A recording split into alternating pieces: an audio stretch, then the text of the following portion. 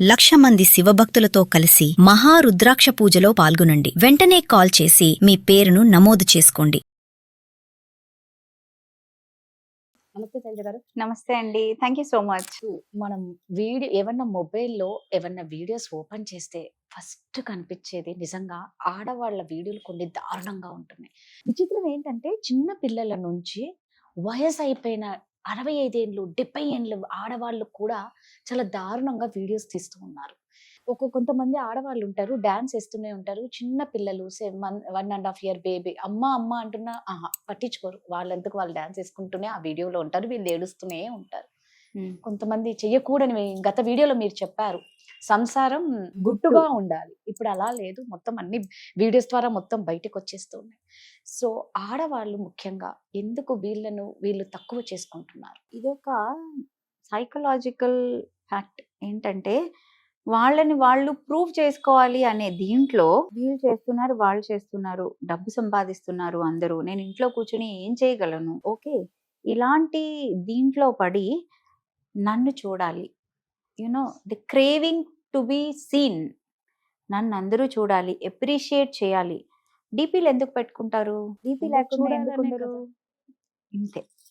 ఎందుకంటే నేనెవరో తెలియాలి అనేది ఓకే, కానీ నన్నే చూడాలి అనే దానిలో పడి ఏం చేస్తున్నారో కూడా తెలియట్లా. ఓకే, ఎలాంటి వీడియోస్ వస్తున్నాయి, దానివల్ల వాళ్ళ ఫ్యామిలీకి ఎలాంటి నేమ్ వస్తోంది, పిల్లలు ఎలా ఎఫెక్ట్ అవుతున్నారు, ఓకే, వాళ్ళ ఇంట్లో పెద్దవాళ్ళు ఎలా ఎఫెక్ట్ అవుతున్నారు, వాళ్ళే ఎలా ఎఫెక్ట్ అవుతున్నారు. ఓకే, సరే ఈ రోజు 1000 వ్యూస్ వచ్చాయి, రేపు పొద్దున్న 1,00,000 కావాలంటారు.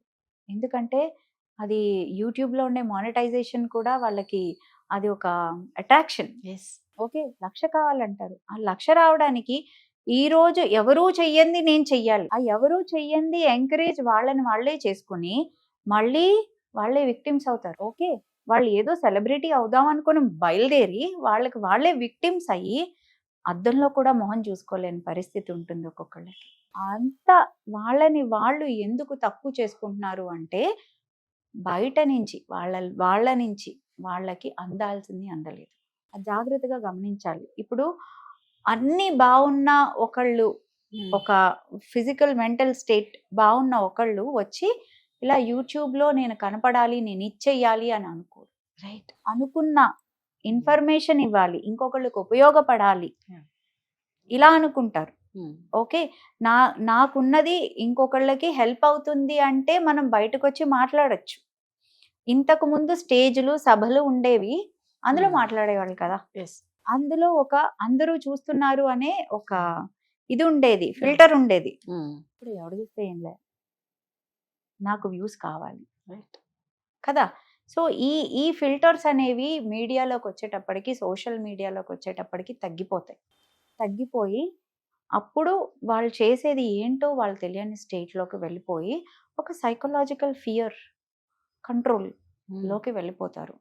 ఇలాంటి వాళ్ళు అందరూ కాదు, జెన్యూన్ కేసెస్ ఉన్నాయి. కానీ కొంతమంది ఎలా తయారవుతారంటే ఒకటి చూస్తారు, దాని నుంచి ఇంపాక్ట్ అయ్యి ఇంకొకటి. అంటే ఏంటి, వాళ్ళు ఏదో చేయాలంటే ఇంకో 100 చూడాలి కదా.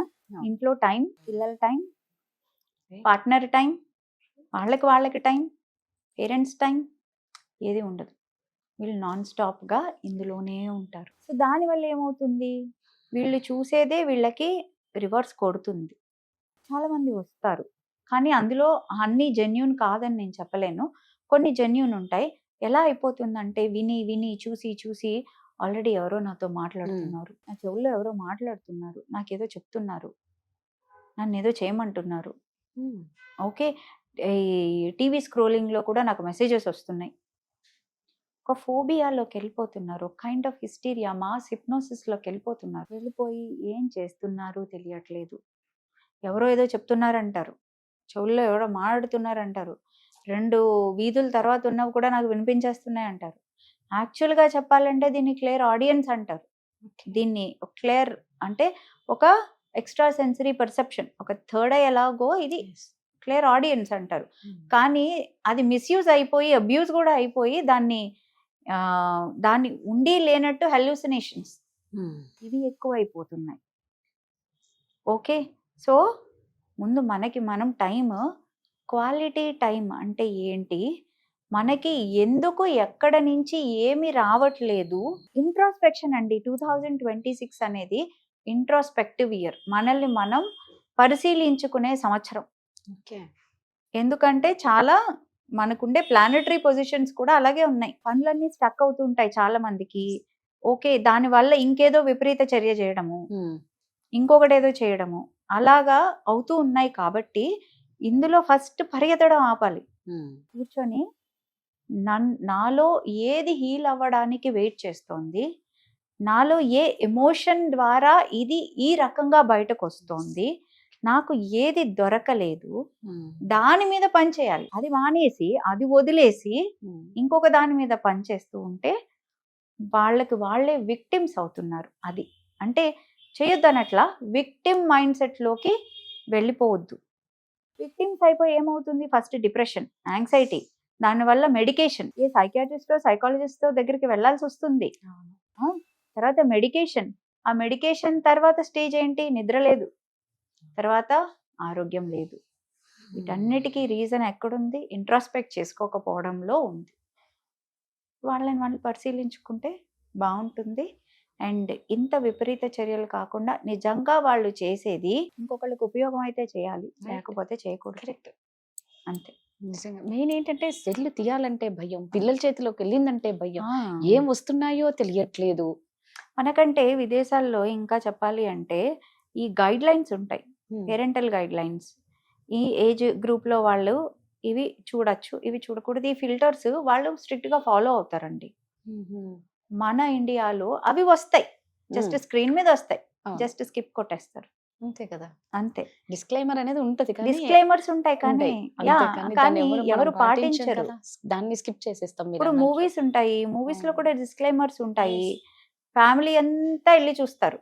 ఇంటికి వచ్చి చెప్పాను కదా, బయట నుంచి వినే వాయిసే పిల్లలకి ఇన్నర్ వాయిస్ అవుతుంది. అదే మాట్లాడతారు. మాట్లాడి మళ్ళీ ఏమవుతుంది? వాళ్ళే దెబ్బలు తింటారు. ఎందుకు అలా చేసావు, ఇలా చేసావు అని దెబ్బలు తింటారు. అదొక కైండ్ ఆఫ్ ఇంపాక్ట్ పేరెంట్స్ మీద కూడా ఉంటుంది. ఏం చూస్తున్నాము, ఏమి లోపలికి తీసుకుంటున్నాము, ఏది బయటికి రిఫ్లెక్ట్ అవుతోంది, వీటి మీద అవగాహన ఉండాలి. నిజంగా అండి, చాలా ఇంపార్టెంట్ ఇది. ఎందుకంటే అసలు పిల్లలు మామూలుగా చెడిపోతున్నారా బాబు అంటే ఇవాళ ఇలాంటివన్నీ ఇంకా ఎక్కువ చూసి ఇంకేమవుతారని భయం వేస్తుంది. థ్యాంక్ యూ అండి.